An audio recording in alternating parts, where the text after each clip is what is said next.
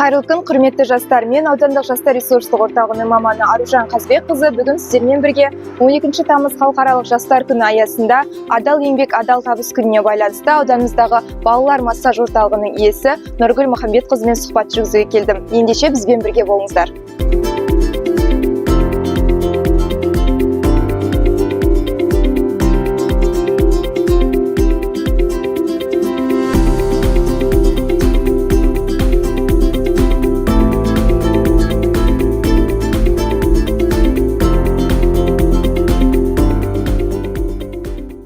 Қайырлы күн, Нұргүл ханым. Көңіл-күйіңіз қалай? Бүгінгі сұхбатқа дайынсыз ба?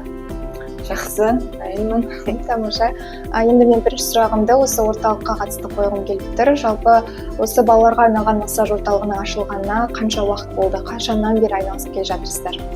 Негізі орталығымыздың ашылғанына осы бір айдың көлемі болып қалды.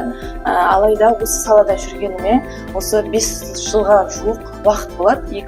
2021 жылдан бастап балаларды сауықтыру, дамыту жаттығуларын, емін үйлерге барып жасап жүрдім. Осы уақытқа дейін балаларға көбірек бір ем, жаттығу, бір шара жасағым келіп, қолданғым келетін. Сол бағытта көптеген мына футбол доптарымды, тікенек көбіректерімді алып талай арқалап барғанмын. Алайда мына көшенің шаңы, топырақ, вирустар, көшедегі доптарды бір баладан екінші балаға алып жүруге өте қатты қиындық туғызды. Оның бәрі қауіпті әрине. Сондықтан осылай жолдасымның, отбасымның қолдауымен осындай орталық ашу ойыма келді. Барлығы бір жерде қамтылған: АФК, ЛФК, лого массаж, электрофорез, лампамызда жылытуға қарсы тегін апарып алып келу қызметімен барлық қызмет бір жерде қамтылған. Осындай орталық ашу ойыма келді. Тамаша. Енді сіз сонда бұған дейін немен айналыстыңыз? Өзіңіздің бітірген мамандығыңыз қандай еді? Бұл салаға келмей тұрып немен айналысып жүрдіңіз? Негізінде өзімнің мектеп кезінде сүйікті пәнім биология пәні болатын. Содан дәрігер мамандығын таңдайтын кезде әкем қарсы болып, сау адамдардың қасында жүрсейші деп әкем қарсы болған болатын. Алайда сол биология пәнін таңдап, биолог болып, айналып келіп, міне осы денсаулық саласына қайтадан қайтып келдім. Адам бәрібір өзінің табиғатында не бар, соған қарай айналып келеді екен бәрібір. Сол осылай адамды емдеу, адамға шипа сыйлау, оның ішкі құрылыстарын зерттеу өте қызық болатын бала кезімнен. Мектептегі ұстаздарым біледі, талай олимпиадаға қатысып, биологиядан сөйтіп жүргенмін. Қазір міне ақыры соған айналып келдім. Жалпы осы массаж саласы сізге несімен ұнайды? Несімен сізді қызықтырды? Мына қазақ атам айтады ғой, ел болам десең бесігіңді түзеу дейді. Мына қазіргі әрбір маған келіп отқан қазіргі бала біздің болашағымыз. Біздің осы болашақта еліміздің қандай болатыны осы балаларға тікелей байланысты болып келеді. Сол себепті осы алаңдаушылықпен әрбір балаға жіті қарап, оларды қадағалап, үлкен бір тұлға болып қалыптасуына қатты көңіл бөліп, осы болашағына алаңдаушылықпен осы салаға келдім десем де болады. Әрбір балаға титтей де болса көмегіміз, шипамыз тисе, сол біздің мақсаттың орындалғаны болып есептелінеді. Осы кәсібіңізді бастар алдында мемлекет тарапынан қандай да бір көмек немесе қолдау болды ма? Алланың берген денсаулығы, біріншіден, екінші мына ризық несібесімен осы орталығымызды өз күшімізбен аштық. Алайда орталығымыз шағын, әлі де кеңейгіміз келеді, үлкейгіміз келеді, көптеген мамандар қосқымыз келеді балаларды дамытуға байланысты.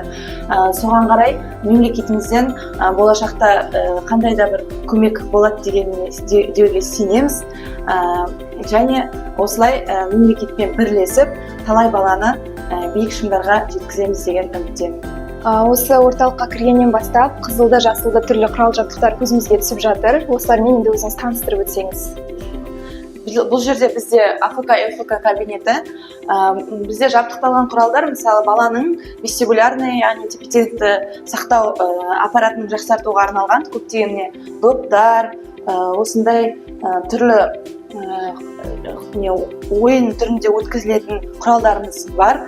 Баланы секіре алмайтын бала сөйлей алмайды деген тіркес бар ғой. Соған байланысты міне баланы секіртуге арналған мынау орындық, баланың мына астынан үстінен өтуге дағдылап, мына өмірге АФК дегеніміз осы баланы өмірге дайындайтын жаттығулармен орындалатын ем ғой, ем шара ғой. Міне соны баланы астынан үстінен өткізуге арналған, және де мына ой-қойық жолдармен жүргізуге бала ойланып, мынаның барлығын бір-біріне үйлестіріп балаға жаттығулар жасатқан кезде бала ойланып, алда не істейтінін ойланып тұратын болады. Мысалы, көптеген кедергілер, мынаның барлығы балаға негізі кедергі болып саналады. Сол кедергілерден қалай өтем деген ойдан баланың миы дамиды. Сол арқылы ем шара жүргізіледі. Мына балалардың жүруін, өмірге бейімділігін арттыру мақсатында осындай беговая дорожка қойған болатынбыз. Бұның үстінде жай ғана жүрмейді бала, жүру арқылы түрлі жаттығуларды, яғни біз мысалы доптарды лақтырып тұрамыз, немесе мына таяқтарды ұстатып тұрамыз, қолымен жұмыс жасап отырып жүретін болады бұл беговая дорожкадан. Сол арқылы бала жүріп келе жатып, жүру механизмі орындап, тағы да миымен ойлау және қолмен жұмыс жасау арқылы денесіндегі барлық бұлшықеттер бірге комплексті түрде жұмыс жасай үйренеді. Бұл бізде балаларға массаж жасау кабинеті болып табылады. Бұл жерде керекті көптеген құрал-жабдықтарымыз бар. Мысалы, баланың табанына жасайтын аппарат десем де болады, және де баланың сүйектерін гипертонус болып қалған кезде баланың денесін жібітуге арнайы қоятын жерлері бар. Сол арнайы жерлеріне қойып баланың денесін теріге енгізу арқылы, тері арқылы балаға әсер етіп, баланы емдейтін аппарат болып табылады. Осы жерде массажымыз жасалып, арнайы ковриктермен және де питбулдомен ЛФК жаттығулары жасалынады. Ендеше Нұргүл ханым, алда келе жатқан жастар күні мерекесімен шын жүректен құттықтаймыз, және де бізге осылай алтын уақытыңызды бөліп сұхбаттасуға келіскеніңіз үшін көп рахмет. Бізде осы жастар орталығының атынан сізге шағын алғыс хатымыз бен сый-сияпатымыз бар еді. Табыстауға рұқсат етіңіз. Құрметті Ахметова Нұргүл Мұхамбетқызы, мемлекет басшысы биылғы жылды жұмысшы мамандықтар жылы деп жариялаған болатын. Өз кәсібін жетік меңгерген мамандар қашанда ұлт сапасын арттырады. Адал әрі табанды еңбегімен табысқа жеткен адамдар қашанда айналаға құрметті, елге сыйлы. Сізді ауданымыздың әлеуметтік экономикалық көркеюіне үлес қосып жүрген кәсіпкерлеріміздің бірі деп білеміз. Осы орайда сізді келе жатқан халықаралық жастар күнімен құттықтай отырып, алғысымызды білдіреміз. Сізге отбасылық бақыт пен береке, денсаулық, кәсібіңізге толағай табыстар тілейміз. Құрметпен аудандық жастар ресурстық орталығының басшысы Емберген Айбек Ерқосайұлы, 2025 жыл Шалқар қаласы. Рахмет, көп рахмет. Осылай біздерді елеп, бізге шабыт беріп, осылай құрметтеп жатқандарыңызға үлкен алғыс. Болашақ жастардың қолында. Елімізде қазір өсем, дамиым деген әрбір жанға көптеген жағдайлар жасалған. Бізден талап етілетіні тек қана жігер, қайрат, талмай еңбек. Жастар мерекесі құтты болсын, жастарымыз дами берсін, болашақта еліміз дамыған елдердің қатарынан көрінсін.